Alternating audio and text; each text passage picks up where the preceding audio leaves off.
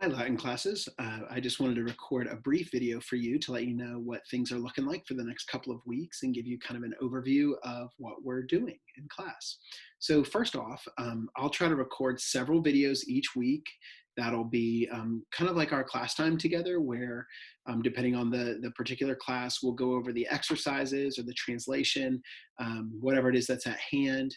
And then I may record additional smaller videos based on your feedback or your questions. So if there was a particular issue in the translation or a sentence or something like that that you struggled with, please, if you'll send me a parent square message to, ask to go over, number 3 or line 7 or verse 4, whatever it is that you have, and send those in to me, then I'll shoot out little supplemental videos that can help you out. And then what I'd also like to do is just check in, have little check-in times one-on-one. We can set those up and figure out what the best time is for you to sit down and go over questions or concerns that you have, anything going on with class. We'll be figuring out how to do testing at a distance and kind of setting those up. So whenever I send those kinds of things out, I'll give you the instructions as far as what to do or what not to do. So anyway, so some of that will look pretty normal. Some of that will kind of change, and we'll just have to be flexible, and we'll figure it out. We'll do it together. I did want to let you know one really cool thing that's going to happen is each week over the however long we're apart from each other, I am going to have special guests come in and teach the class just to kind of keep it fresh. I know it can be hard over video. It doesn't feel maybe as friendly or as realistic or as engaging. So I'm going to have some special guest lecturers come in and just present to the class and go over the lessons. I hope that'll keep you coming back each week. So look forward to that. That's kind of it, but I'll pass you off to your first guest lecturer. All right, students, I'm Redneck Rick, and I'm here to teach you the Bible. We are going to do all kinds of Bible training tonight. Here we go. First of all, let's dive into the word in Mark 4. This is where your teacher told me you left off, and he has invited me to guest lecture right here. So I want to first start off by going over the text. There are a couple of big things we're going to look at this day, this lesson, pardon me. The first and the major one is we're going to talk about the gerund. The gerund. Here's what the gerund is. The gerund is, if I pull up my notes right here, the gerund is a verbal noun. Writing is fun. It works like any kind of noun. It could be a subject, like writing is fun. It could be a genitive, the art of writing. It could be a direct object. I love writing. It could be any of those things, and that's totally fine. It's built off the verb, write, love, cook, whatever that is, but then it works as a substantive. It has substance, you see? And notice it's always going to be neuter and singular in form. It's never going to be plural. Okay, it's always going to be neuter and singular, so it's going to have either an ending. If it has anything else, it is not a gerund. It's probably a gerundive, which also has an ending on it. All right, so we're going to see several gerunds, not only just as verbal nouns like ears of hearing, that's going to come up in a bit, but we're also going to see this used right here, plus a gerund to communicate purpose. We're going to see that in today. So let's go back to our text. Let the text be our guide. We had left off right here by the Sea of Galilee. Jesus had gone out to begin to teach again at the sea, and the whole crowd has gathered around them so that he was forced to climb up and sit in a boat on the sea. And we might remember from class that is a result clause. It was not his purpose. It's not what he wanted to do, but it was what happened because they gathered around him and he had to escape. Excellent. So Jesus is out there and he's teaching in many parables. As you all told me, parables are an indirect way to teach. Rather than just giving the truth, bam, I have delicious brown locks. See, that's the simple truth. But the indirect way to go about teaching it would be a parable, like a parabola. It works its way around rather than going direct to the source. You see the difference? All right, excellent. So let's see what he is saying in his teaching. It looks like he's going to say, listen, right here at verse 3, behold, a sower went out. Here's that expression right there, ad seminundum, with this nd gerund to communicate purpose. It's why he's going out. The sower goes out to sow. That makes sense. Not to sew like a patchwork when I rip my jeans and my mom's got to sew it up. Not that kind of sewing, but rather sowing seed, like in a garden to grow up and produce beautiful fruit. You see? So the sower's going out to sow. Excellent. And while he was sowing, look what happened. We're going to get this parable about the same seed falling on many types of terra, many types of soil, many types of earth. So let's see. And while he sowed, some fell around the road. And probably here what we mean is along the road. That is on a road path. That's not a great place to sow. I don't know if you've ever gone out and planted a garden in the road or on a walking path, but it's probably not going to turn out super well. Well, let's see what happens. And alas, these birds, these crows came and they ate it. Oh my goodness, that is not going to make it. I do want to highlight one thing right here. Look at Eliud. See, Jesus is going to use Eliud, Eliud, Eliud, Eliud. Some. So he's using this to refer to different groups of the same seed. And then we use Eliud here as the flipper to flip us back to what was the subject. Notice Eliud, kekit. Now it's going to be the direct object. They ate it. So it's that flipper. It flips what was the subject now is the direct object in that sense. Excellent. Let's see what happened. So the first fell on the road and it got eaten. Let's continue. And others, truly, verily, there's that wero, fell on rocky place, Petrosa.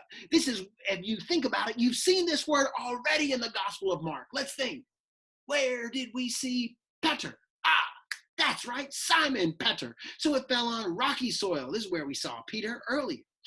And it did not have much terum. See, it means here by terum, I hope you saw when you translated, he means soil. There's not much soil because it's all rocky. Okay, it's like Scotland. It's very rocky. It's not a good place to grow.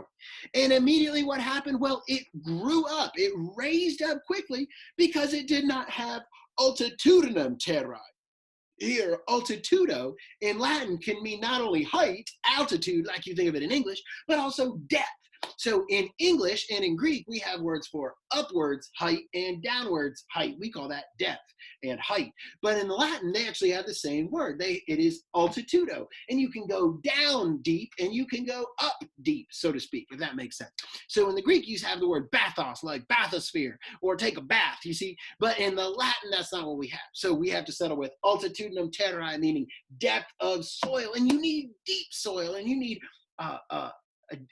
depth there so that the roots can go down deep. And if the roots don't go down deep, then it's going to spring up quickly. And so that's what he's saying. It raised up quickly, stuck him right at once because there was no depth.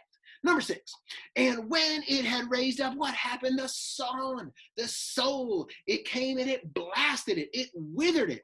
And because it did not have root, it withered. It was all out of moisture because it didn't have depth of roots down into the soil to draw up the moisture from down in the terra, you see? And so because it had much showing, but it didn't have much depth down deep in the soil, it withered, you see? So that's what happened to this next fruit.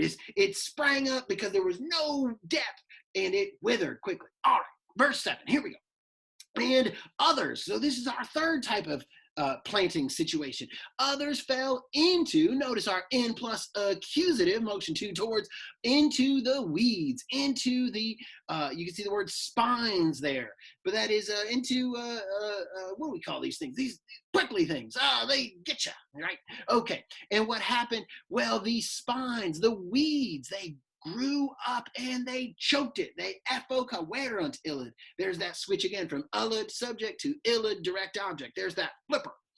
And fructum non dedit. And it gave no fruit because it was choked out. You see, you can't give fruit when you're getting choked. It's hard to speak. It's hard to give forth the fruit. And the last, this is the other Eliud. We get to our fourth Eliud location. Eliud fell into good earth, terrum bonum, terrum cum altitudine, with a depth to it. And it gave fruit. Look at this double present active participle, modifying fruit. Its fruit was increasing and going up, ascendentum et crescentum fructum. So this fruit is growing up, maybe with the seed as it germinates. The fruit is climbing up and it's increasing. And now we've got ad ferre, but hopefully you see that imperfect active indicative, ba, ba, ba.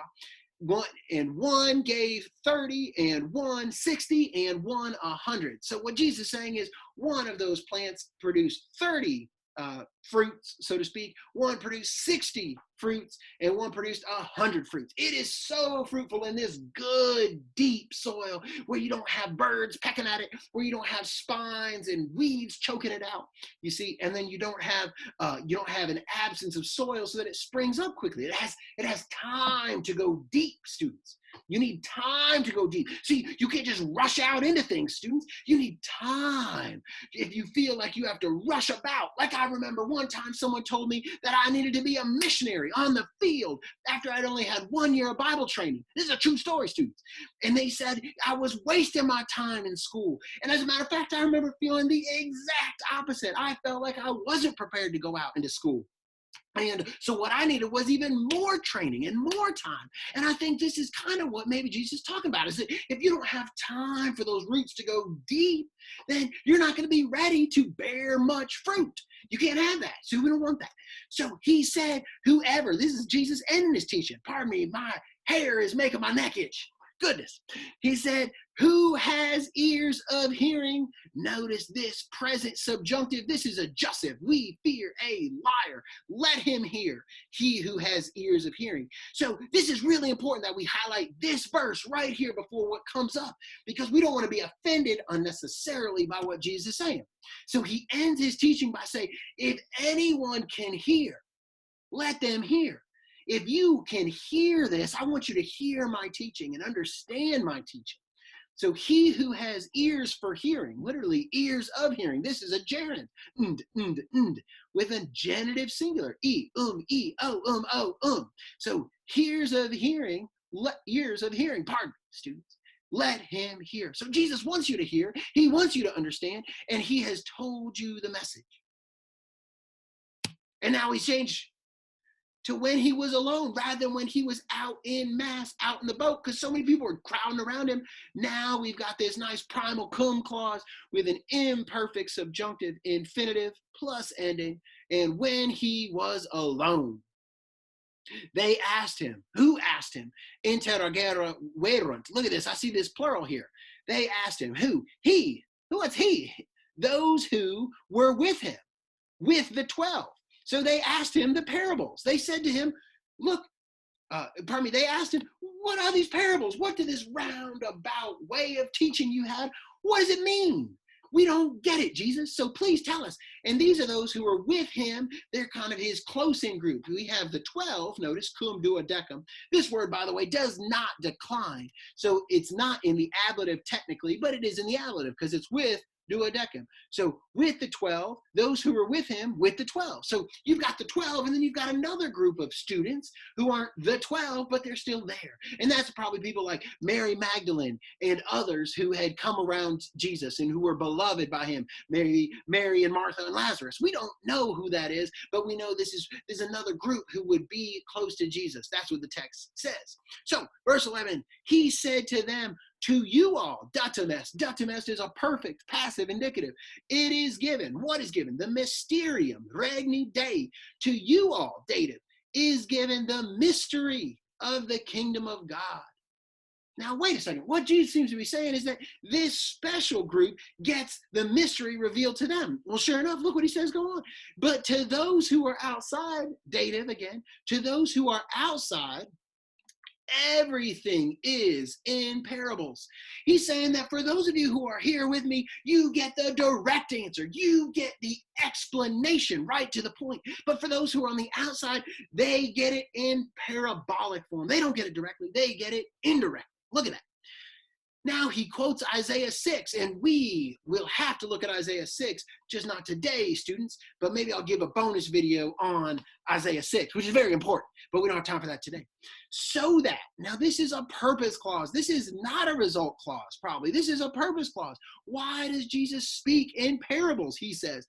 So that they might see, seeing. He's doubling up a participle with a present active. We fear, F-E-A, fear a liar, so that seeing they might see and not see, so that he says they would see it and not see it, and hearing they would hear and not understand it. And there we get Jesus' idea, is they're going to get the truth, but they're going to get it in a roundabout way, so that they'll hear the truth, but they won't get it.